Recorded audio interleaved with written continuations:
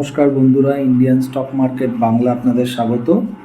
আমি সৌভিক। আজকে 3 তারিখ 3 মার্চ।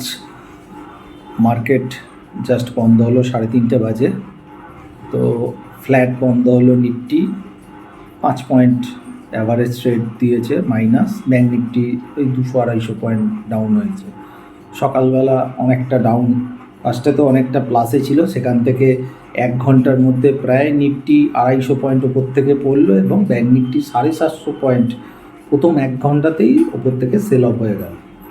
তো যারা অপশানে কাজ করেছেন ওই সময়টাই কাজ হয়েছে এবং তারপর যে আর কিছু হবে না, প্রিমিয়াম মিটিং হবে সেটা বোঝা যাচ্ছিল, গ্রুপে দেওয়াও ছিল। তো সেই অনুযায়ী কাজ হলো, অর্থাৎ মানুষকে সুযোগ হচ্ছে না, যখন যেরকম পাচ্ছে কাজ হচ্ছে। তো মার্কেট সম্পর্কে কতগুলো বক্তব্য বা কথা আছে সেটা নিশ্চিত বলবো।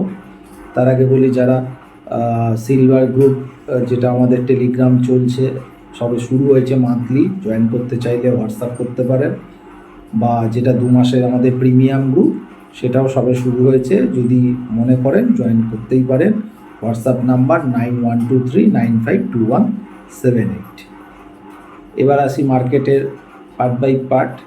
সেটা হচ্ছে, মার্কেট আজকে কি দেখালো যে 22,000 একখানা সাপোর্ট অনেকবার চেষ্টা করেছে, কাছাকাছি ছিল, কিন্তু ব্রেক করতে পারেনি। 22,004 এরকম একটা লো করেছে, দিয়ে ওখানে বারবার চেষ্টা করে আপাতত উপরে উঠে গেছে। 22,119-এ গিয়ে আমাদের ক্লোজ দিন।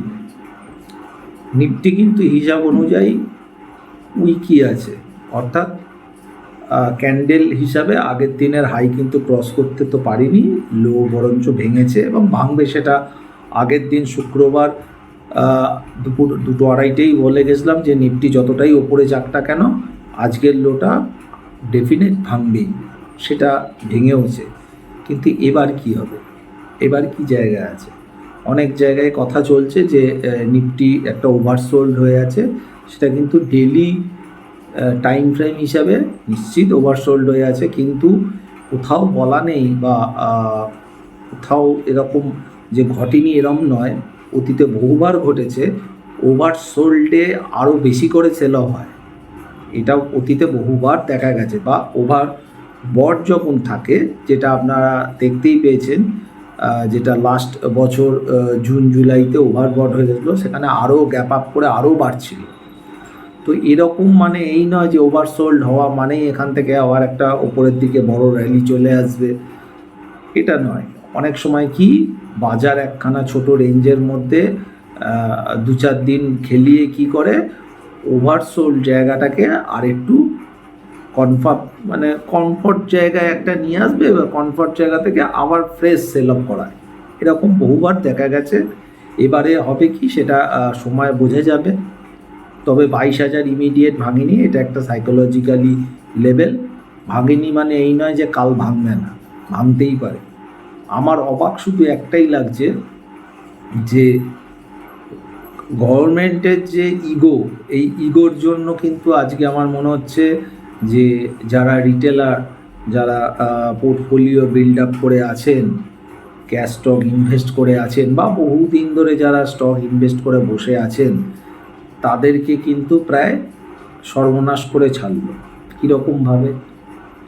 প্রথম থেকে যখন এফআইআই বিক্রি করে চলেছে, আজকে চীন থেকে শুরু করে যেগুলো ভালো ভালো কান্ট্রি, যাদের ক্ষমতা, পারচেসিং পাওয়ারের পার্ট, বা যারা আমাদের থেকে ভালো অবস্থায় আছে, তারা পর্যন্ত চাইছে যে এফআইআই এসে আমাদের দেশে ইনভেস্ট করুক, টাকা ঢালুক। কিন্তু আজকে ভারতে লাস্ট 1-1.5 বছর ধরে বিভিন্ন মিডিয়া থেকে শুরু করে এমন হাবভাব দেখাচ্ছে যে এফআইআই তোমরা যদি না থাকো আমাদের কিছু এসে যায় না, রিটেলারদের যা ক্ষমতা আছে তারাই মার্কেট সামলে দেবে। এবং এই করে করে এমন জায়গায় নিয়ে চলে গেছে, জায়গাটা কিন্তু খুব ভয়ঙ্কর জায়গায় চলে এসছে। এখন অল্প সেল অফ হলেই কিন্তু সেটাকে অ্যাবজর্ব করতে পারছে না, কারণ রিটেলাররা কিন্তু টোটালি বসে গেছে বলতে গেলে। কারণ হয় তাদের কাছে আর টাকা নেই ইনভেস্ট করার, আর অল্প আধটু যারা আছে টাকা তারা ভয়ে এখনও বসে গেছে। তাহলে উপরে এখন যখন এফআই সেল করছে শুধু মিউচুয়াল ফান্ড তার এগেনস্টে বাই করে নিচ্ছে, কিন্তু আলটিমেটলি বাজারকে ধরে রাখতে পারছে না। আমার বক্তব্য হচ্ছে সেন্ট্রাল গভর্নমেন্ট থেকে যে অর্থমন্ত্রী বা আদার্স প্রধানমন্ত্রী বা যে হোক, আমাদের যে উচ্চপদস্থ মন্ত্রীরা আছে তারা কেন কোনো মুভ বা অ্যাকশান নিচ্ছে না? আজকে বাজেট হলো, এফআইদের আনবার জন্য, তাদের সুবিধার্থের জন্য কেন এরকম কিছু মুভমেন্ট নিচ্ছে না? এটা কিন্তু আমার মনে হচ্ছে একটা ইগোর ব্যাপারই চলছে। কারণ এফআইআই যদি ইন্ডিয়ান মার্কেটে আবার ঢোকা শুরু করে তাহলে কিন্তু অবস্থা বা এই রকমের জায়গাটা কিন্তু অনেকখানি রিকভার হয়ে আবার নতুন জায়গায় চলে যাবে। জানি না ভবিষ্যৎ কী হতে চলেছে, তবে আমি খুব ডিজার্টেড সেন্ট্রাল গভর্নমেন্টের এরকম একখানা স্টেপ, যেখানে এতদিন ধরে রিটেলারদের দীর্ঘদিনের পয়সা চোখের সামনে দেখছে জল হয়ে যাচ্ছে। হতে পারে সেটা হয়তো ভবিষ্যতে 5 বছর 6 বছর 10 বছর পর হয়তো ফিরে পেল, সেটা পরের কথা। এখনকার কষ্ট, এখনকার পেনটা, সেটাকে কিন্তু সেন্ট্রাল গভর্নমেন্টের উচিত যে সেটা কিছু হলেও কোনো একটা সুরাহার ব্যবস্থা করা। এটা আমার কাছে খুব খারাপ লাগছে। জানি না এখনও কী ভাবছে, কী নিয়ে বসে আছে, যে এফআইদের কিছু না কিছু সুবিধে বা ইনভেস্ট করবার মতো তাদের কিছু কিছু জিনিস কেন করে দিচ্ছে না, এটা আমি বুঝতে পারছি না। এবং আবারও বলছি, এফআইআই যতক্ষণ না ফিরে না আসবে ততক্ষণ কিন্তু আমাদের মার্কেট একটা ভালো ওপর দিকের র্যালি দেওয়া অসম্ভব। হতে পারে একটু টেকনিক্যাল বাউন্স দেবে, সেখান থেকে আবার সেল অফ হয়ে যাবে, এইটাই চলছে। এরপর যদি মিউচুয়াল ফান্ডে এবার লোক টাকা রাখা কমিয়ে দেয় বা রিডেমশন শুরু হয় তাহলে কিন্তু অবস্থাটা আরও ভয়ঙ্কর হতে পারে। সেটা যাই হোক, সেটা যেন না হয় সেটাই কাম্য। কারণ অপশানে আমরা কাজ করি বা যারা কাজ করে হয়তো কল পুট কাজ করে কিছু পয়সা পাওয়া যায় বা কিছু যায়, কিন্তু আলটিমেটলি যারা রিটেলার, যারা ক্যাশ বহুদিন ইনভেস্ট করে আছে স্টকে, তাদের অবস্থা সত্যি খুব খারাপ। দিনের পর দিন পড়ছে, আজকেও প্রচুর পড়ে গেছিলো, যদিও রিকভার করে আজকে ফ্ল্যাট প্লাসে নিয়ে গেছে মিড ক্যাপ, তবুও শেয়ারের যে জায়গায় দাম ফেলে দিয়েছে সেখান থেকে নতুন উচ্চতা শেয়ারগুলো যা ছিল সেখানে কত বছরে করবে কোনো ঠিক নেই। 2-3 বছরে করবে কি 8 বছরে করবে কেউ কিছু বলতে পারবে না। স্টক স্পেসিফিক তখন কিন্তু খেলা অন্যরকম হয়ে যাবে। এটা কিন্তু বারবার বলছি, পরের কিন্তু ফেসটা এটাই আসবে যে হয়তো নিফটি বাড়ছে, তার সাথে নতুন নতুন স্টক বাড়ছে যেগুলো পাবলিকদের হাতে নেই। এবার চলে আসছি তার সাথে আর একটা খবর যেটা ছিল, সেটা হচ্ছে গ্লোবাল তো জানেনই গ্লোবালের অবস্থা কী জায়গায়। রাশিয়া, আমেরিকা এবং ইউক্রেন নিয়ে যা নাটক চলছে, সেই নাটকের কোথায় গিয়ে শেষ হবে কেউ জানে না। এটা নিয়েও চাপে আছে, মানে খারাপ নিউজ যখন মার্কেটে আসে সব একসাথেই আসে। তার সাথে যে আমাদের এক্স চেয়ারপারসন সেবির সেই খবরটাও আপনাদের কাছে আছে আশা করছি। তার এগেনস্টে এফআইআর অলরেডি করবার জন্য বোম্বে হাইকোর্ট বলেও দিয়েছে। মানে সব দিক দিয়ে খারাপ নিউজ আসছে, টেকনিক্যালও খারাপ কন্ডিশনেই আছে। তবে ইমিডিয়েট মার্কেট যে সেন্টিমেন্ট ইন্ডেক্স, সেই সেন্টিমেন্ট ইন্ডেক্স কিন্তু কোনোভাবেই বলছে না মার্কেট এখানে বটম হয়ে গেছে। সেন্টিমেন্ট ইন্ডেক্স বলছে মার্কেট আরও এখান থেকে ডাউনসাইডের জায়গা আছে।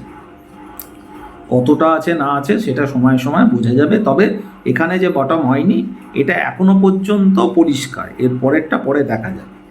এবার আসি নেক্সট 2 দিন, আজকে সোমবার হয়ে গেল, মঙ্গল বুধ, খুব বেশি হলে বৃহস্পতিবার, এই 3 দিন খুব ভাইটাল।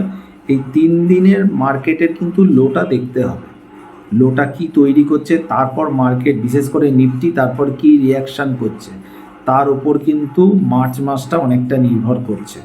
এটা কিন্তু অ্যাডভান্স আপনাদের জানিয়ে দিলাম। এর আগেও সম্ভবত মনে হয় ভিডিওয়ে বলেছিলাম, তাও বলে দিলাম, এটা কিন্তু অবশ্যই খেয়ালে রাখবেন। নিফটির আজকে 22,119-এ ক্লোজ দিয়েছে ক্যাশ লেভেল, সেটাতে সাপোর্ট ইমিডিয়েট 22,000 একটা সাইকোলজি সাপোর্ট আছে, যেহেতু ভাঙিনি সেটা যদি ভেঙে যায় 21,850 এবং 21,550, আপাতত এটুকুনি মোটামুটি দেখতে পাচ্ছি। যদি হয় সাপোর্টগুলো ভালো সাপোর্ট এগুলো, এবং ওপরে রেজিস্ট্যান্স হচ্ছে 22,225, সেটাকে ভাঙতে পারলে 22,500, 520 এরকম একটা জায়গায় রেজিস্ট্যান্স খাবে। ব্যাঙ্ক নিফটি তুলনামূলক এবার উইক হওয়া শুরু করছে। আগে নিফটি বেশি উইক ছিল, ব্যাঙ্ক নিফটি কিন্তু পুরনো যে লো সেটাকে ভাঙেনি, আজকে জাস্ট টাচ করেছে, ভাঙেনি, এখনো টাচ করেছে। এই নিয়ে 3বার টাচ করলো, যেটা নিফটি 22,800 অনেকবার টাচ করেছিল। ব্যাঙ্ক নিফটি কিন্তু অতটা উইক ছিল না। এবার ব্যাঙ্ক নিফটি কিন্তু 3বার টাচ করেছে। পরবর্তীকালে দেখতে পাবো এরা কীভাবে ব্যাঙ্ক নিফটি তার মুভমেন্টটা দিচ্ছে। তো যাই হোক, ব্যাঙ্ক নিফটি 48,114 আজকে ক্লোজ করেছে। সাপোর্ট 47,840, এবং যদি ওটা ভেঙে যায় তাহলে 47,450 আপাতত এইখানে অবধি দেখা যেতে পারে। আর ওপরের দিকে 48,555 ওপর ক্লোজ দিলে তখন নতুন করে চিন্তা ভাবনা করতে হবে। তবে মার্কেট প্রচণ্ড ভোলাটিলিটি হবে এবং নেক্সট 4 মাসে বড় বড় দিনও আসবে, বড় বড় মুভমেন্ট বোথ সাইডই আসবে। এবং একটা কথাই বলছি, যারা অপশানে কাজ করছেন তারা পয়সা পেলে পয়সা নেবেন, কারণ আমরাও আজকেও পুট নিয়ে কাজ করেছি, 15-20 মিনিটের মধ্যে পয়সা পেয়ে গেছে, সবাই এক্সিট করে বেরিয়ে চলে গেছে। আগের দিনও আমরা তাই পুট নিয়ে কাজ করেছি, দিনের দিন খুব 2.5 গুণ মতো পয়সা হয়ে গেছিলো এক্সিট করে। মানে নিতে হবে, সারাদিন ধরে যদি বসে থাকি তাহলে কিন্তু প্রিমিয়াম মিটিংয়ের জায়গাও কিন্তু তৈরি হয়ে যাচ্ছে। তো যাই হোক, আজকে এখানে শেষ করছি। ভালো থাকবেন, সুস্থ থাকবেন, আবার ভিডিও করব বুধবার দিন। নমস্কার।